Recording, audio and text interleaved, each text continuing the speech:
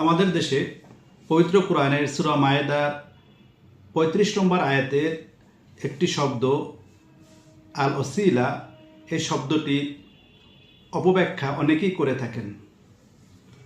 তো অনেকেই এই শব্দের অর্থ করে থাকেন ওসিলা মানেই হলো আল্লাহ পাকের নৈকট্য অর্জনের জন্য মাধ্যম তালাশ করতে হবে, যেমন পীর ধরতে হবে, ফকির ধরতে হবে এবং উস্তাদ ধরতে হবে। যদি আমরা পীর ফকির উস্তাদ না ধরি তাহলে আমরা সঠিক পথ বা সঠিক রাস্তা পাব না। তো আজকে আমরা দেখব জগৎ বিখ্যাত তাফসিরের কিতাব তাফসিরুল কুরআনিল আযীম বা তাফসির ইবনে কাসির, সেখানে এই ওসিলা শব্দের অর্থ কি করা হয়েছে। সেখানে কি পীর ফকির দরবেশ ধরতে বলা হয়েছে নাকি অন্য কোনো অর্থ করা হয়েছে। শুরুতেই আমরা ৩৫ নম্বর আয়াতটা দেখব, সেখানে আল্লাহ তাআলা কি বলেছেন। এর আগে আপনাদেরকে দেখিয়ে রাখি, এই সেই তাফসির গ্রন্থ জগৎ বিখ্যাত তাফসিরের কিতাব তাফসিরে ইবনে কাসির। এই কিতাবে আমরা দেখব এই ওসিলা শব্দের অর্থটা কি করা হয়েছে। তো মূল আয়াতে আসি, সেখানে আল্লাহ তাআলা বলতেছেন যে ইয়া আইয়ুহাল্লাযীনা আমানুত্তাকুল্লাহা ওয়াবতাগু ইলাইহিল ওসিলা, হে ঈমানদাররা তোমরা আল্লাহ তাআলাকে ভয় করো এবং তার নৈকট্য অর্জনের চেষ্টা করো।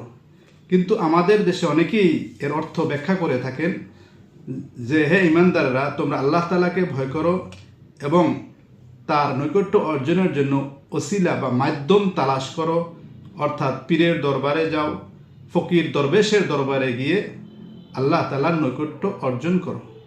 এই অর্থটা সম্পূর্ণ ভুল এবং ভ্রান্ত। তো তাফসির ইবনে কাসিরে যেটা এসেছে, ওসিলা শব্দের অর্থ এখানে করা হয়েছে আইল কুরবা।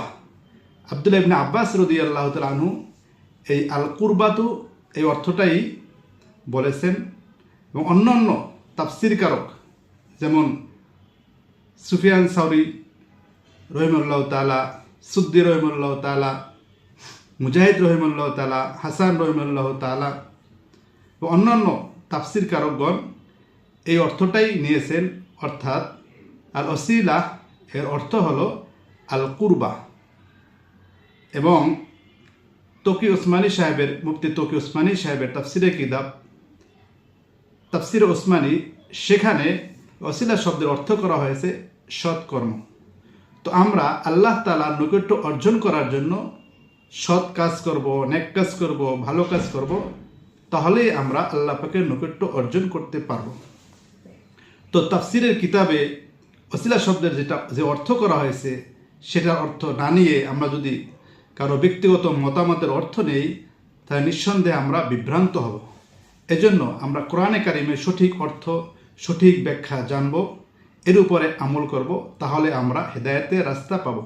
কারো মন গড়া তাফসির বা মন গড়া অর্থের দিকে আমরা গুরুত্ব দেব না, বরং তাফসিরের কিতাবে বিখ্যাত প্রসিদ্ধ তাফসিরের কিতাবে এবং সঠিক গ্রহণযোগ্য তাফসিরের কিতাবে যা আসছে সেটাকে আমরা গ্রহণ করব এবং এর উপরেই আমরা আমল করব। তাহলে আমরা আল্লাহ পাকের কাছে কবুল হব এবং আমাদের আমল গ্রহণযোগ্য হবে। আল্লাহ পাক আমাদেরকে কোরআনকে সঠিকভাবে বোঝার এবং এর উপরে আমল করার তৌফিক দান করেন।